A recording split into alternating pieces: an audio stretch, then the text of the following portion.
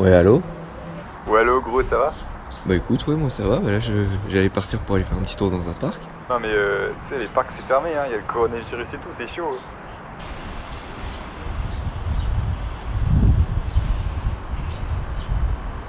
Bon bah je vais aller jouer à Ride Sims.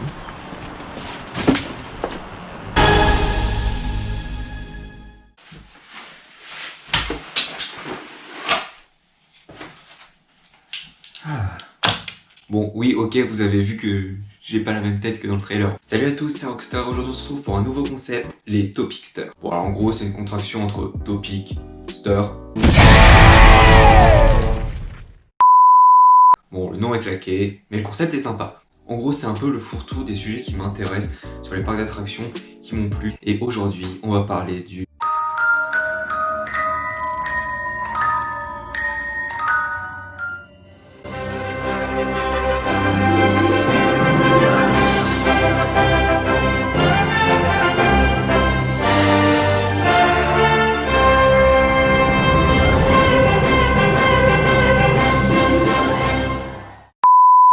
Mais pour commencer, qu'est-ce que c'est?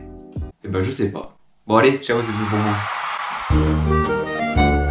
Plus sérieusement, c'est très difficile de décrire cette attraction. C'est une expérience, du début de la file d'attente jusqu'à la boutique de fin. C'est un mélange entre une maison hantée, une scare maze, un simulateur, des casques VR, bref, j'en passe. D'ailleurs, dans cette vidéo, je vais me permettre de spoiler allègrement tout le fonctionnement de cette attraction, donc si ça vous intéresse pas, je vous invite à aller voir cette vidéo de Saint-Jean-Guinet. Bref, commençons par un rapide côté historique. Cette attraction est située à Thorpe Park, près de Londres. Ce parc est connu pour ses nombreux coasters, ses flat rides en tout genre. Il y a de belles bêtes, mais aussi des bonnes grosses bouses quand même.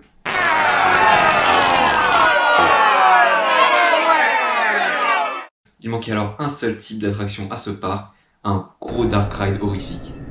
Ça a été chose faite et le premier teasing est apparu le 8 juillet 2015, sous le nom de code WC16.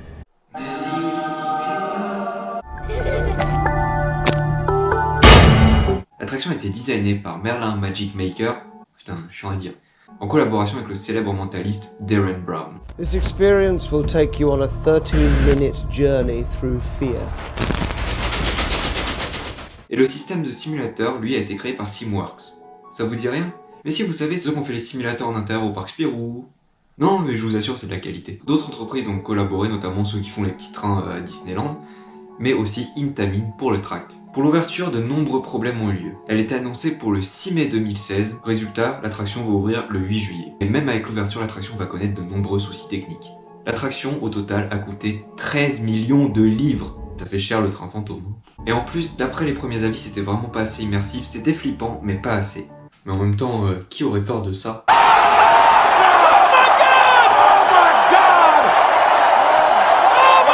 En 2017, l'attraction a été complètement repensée, agrandie avec un nouveau thème. Il s'appelle maintenant Darren Brown Ghost Train Rise of the Demon.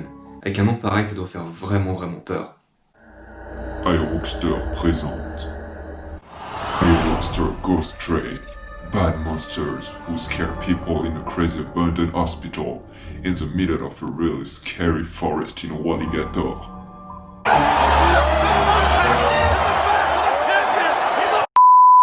Ils ont alors ajouté une nouvelle scène à la fin de l'attraction, qui est clairement pour moi la meilleure de toutes, et ils ont changé la deuxième partie VR, en mettant cette fois-ci des gens avec les casques VR qui sont avec vous dans le train.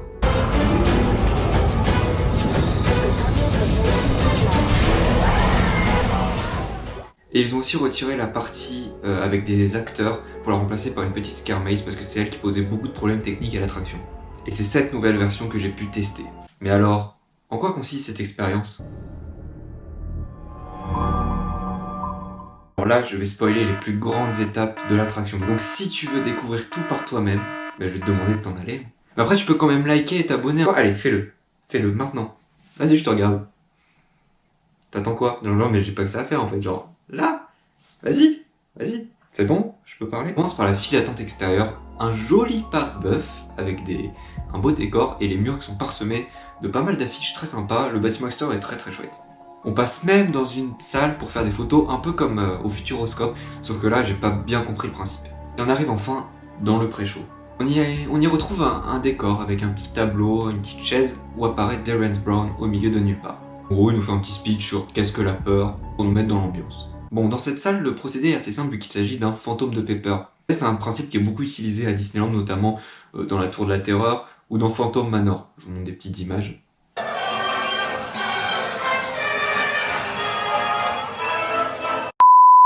Bref, l'effet est plutôt sympa, c'est un classique des parcs, mais en tout cas ça marche très très bien.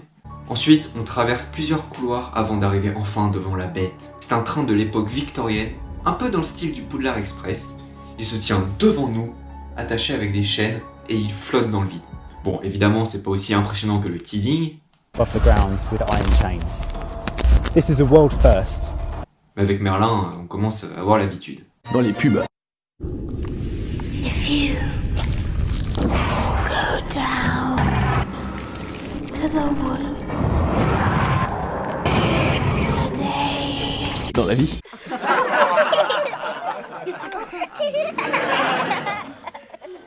Donc on rentre dans ce véhicule, et tadam, on est dans le métro. Magique, dis donc. On s'assoit, et on enfile nos casques VR. Bon là, clairement, je vois plus rien. Et l'expérience commence. Alors chacun, dans cette première partie, a une expérience différente. Mais on se retrouve tous seuls dans un train abandonné face à un personnage qui peut être une grand-mère, un SDF. Pour moi, c'était un vieux SDF et son chien qui me parlait. Enfin, pas le chien il parle pas. C'est pas super flippant en soi, mais l'ambiance est vraiment pesante et on sent qu'on est dans une attraction qui est faite pour nous faire flipper. Alors de ce que j'ai compris de l'histoire, c'est qu'en fait il y a un gaz toxique qui s'est libéré dans la ville, qui nous fait avoir des hallucinations où on voit des monstres. En gros, le gaz vert, c'est le FFP2 pour éviter la contamination. Donc dans le film, le gaz s'échappe, on doit absolument évacuer le train. Donc on retire le casque VR, les opérateurs gueulent dessus, nous disent de courir et de s'en aller, et là, on est dans une station de métro. Mais what? Mais comment? J'avoue, moi ça m'a fait mon petit effet. Donc là on court, on traverse la Scare Maze. Bon, avant il y avait une scène où il y avait des acteurs zombies qui venaient nous attaquer, le train qui sortait du mur et tout, c'était stylé.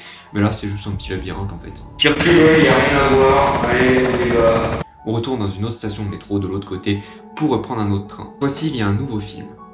Ici on est dans le train et on voit d'autres gens avec leur casque VR. Bref, ils sont avec nous, ils ont le casque et eux aussi veulent rentrer chez eux, sains et saufs en évitant le gaz toxique. Beaucoup plus réaliste que ça, hein. Puis là, les monstres nous attaquent, ils nous sautent dessus. Même les opérateurs nous touchent les jambes pour nous donner l'impression qu'on se fait agresser.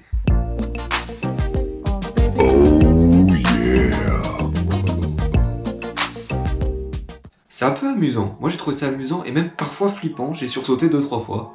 Après faut réussir à rentrer dedans et la VR c'est un peu compliqué parfois pour être à fond dedans.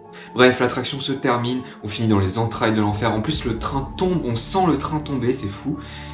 Et là, boum, on sait plus où on est, on retire nos masques. Terrence Brown nous dit que l'aventure est terminée et on sort du train et là, bam, c'est le train du début. Voilà, l'attraction semble terminée, donc plutôt calme, on se dit c'était sympa, c'est une bonne attraction, mais il reste une surprise finale. Une grosse surprise, j'étais pas prêt. Pour le coup, je vais pas la spoiler celle-là, parce que c'est vraiment super intéressant à vivre soi-même. Si vous tenez vraiment à savoir ce qui se passe, je vous invite à aller chercher sur internet, vous trouverez tout, et voilà. Mais vraiment, vivez-le vous-même, parce que c'est terrifiant. Bref, l'attraction est un peu flippante, certes, mais pas autant que le teasing qui a été fait sur celle-ci. Mais malgré tout, ça reste une bonne attraction et un bon ajout au parc. Mais la chose la plus intéressante pour moi, c'est de savoir comment ça marche. Bon alors, mis à part le fantôme de Pepper qui fait son petit effet, c'est vrai. Ouh, je suis le fantôme de Pepper. Le plus intéressant reste le ride en lui-même. Déjà, comment peut-on passer de ça à ça? En plus, le train, quand on arrive, il vole. Il semble voler et attaché à des chaînes. Juste, où est le track? Pour vous, j'ai fait une petite recherche. Et j'ai trouvé. Pour ce qui est du changement de train, d'apparence du train, là ce n'est pas sorcier. En fait, le métro c'est juste le véritable train dans lequel vous êtes. Et la partie victorienne c'était juste une façade. Imaginez un peu des poupées russes, mais où l'arrière serait coupé. Dans ce cas-là, vous aurez la façade de devant et le train pourrait partir. Par exemple, c'est ça en fait. Là, boum, vous avez le train victorien. Boum, vous avez le métro où vous êtes dedans. Et là, bam, schlack, le train part et la façade reste. Voilà.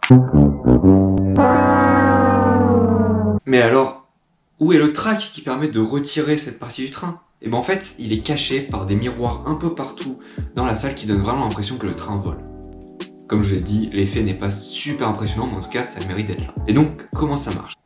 Donc, quand l'attraction démarre, le train où vous êtes, donc le métro, va sortir de sa coque et translater sur un transfer track. Et ensuite, après avoir translaté, il va avancer dans la salle et où vous vous retrouverez dans la partie métro. Et oui, le tour de magie n'est pas si compliqué que ça finalement, mais c'est quand même intéressant.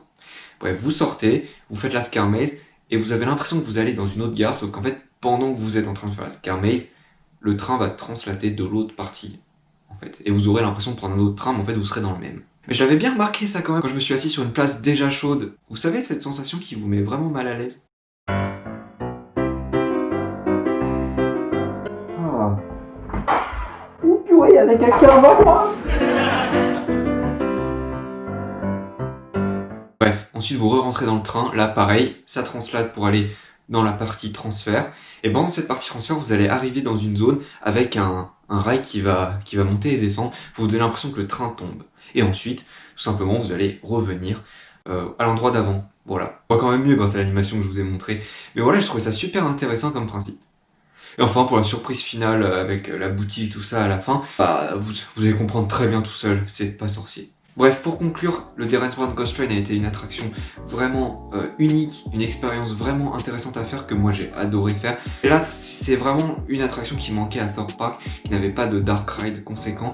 Ici, c'est un dark ride qui ne prend pas beaucoup de place, mais qui fait son effet et on ne se rend pas compte qu'en fait, dans un bâtiment si petit, en fait, on a l'impression que le bâtiment est immense quand on fait l'attraction.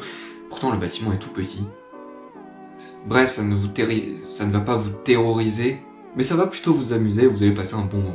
Voilà, j'espère que ce format vous aura plu. J'ai beaucoup travaillé sur les montages et sur l'intro pour faire quelque chose de beaucoup plus propre et agréable à regarder. Évidemment, je ne maîtrise pas non plus tout à la perfection, mais ça m'a fait vraiment plaisir de tester ce nouveau format Topixter. J'en ferai d'autres à l'avenir avec d'autres personnes, donc franchement, n'hésitez pas à me dire ce que vous en avez pensé en commentaire, ça me ferait très très plaisir. Et d'ici là, on se retrouve dans les parcs, dans peut-être 2-3 ans. Allez, ciao. Are you ready to have your mind derailed?